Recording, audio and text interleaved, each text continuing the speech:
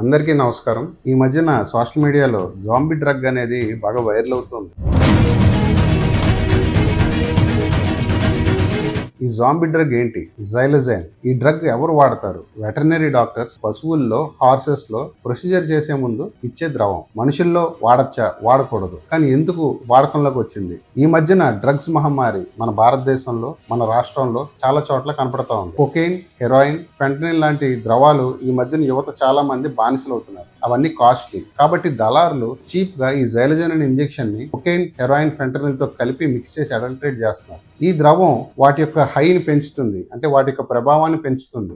ఈ డ్రగ్ అనేది ఒక మనిషిని పూర్తిగా స్పృహ కోల్పోయేలా చేసి, పదే పదే ఇంజెక్షన్ చేసుకునేలా చేసి, బాడీలో చేతుల్లో కానీ కాళ్ళలో కానీ పుళ్ళు వచ్చేలా చేసి, చర్మాన్ని పూర్తిగా క్షీణింపజేసి, డ్రై అయిపోయేలా చేసి, మనిషి యొక్క ఆకృతే మారేలా పరిస్థితి తీసుకొస్తుంది. సో మనం ఎప్పుడైనా మన పరిసరాల్లో ఎక్కడైనా ఒక వ్యక్తి పూర్తిగా తన సోయిలో లేకపోవటం, నుండిపోవటం, లేదా పడుకుని పలకకుండా ఉండటం ఇలాంటివి ఉంటే ఫోటోలు, వీడియోలు తీసి సోషల్ మీడియాలో పోస్ట్ చేయడం కాదు, మీరు దగ్గరున్న గవర్నమెంట్ హాస్పిటల్కి కానీ ప్రైవేట్ హాస్పిటల్ కానీ తీసుకెళ్ళాలి. సమాజంలో డ్రగ్స్ రహితంగా ఉండాలి అంటే అవగాహన పెరగాలి. Say no to drugs.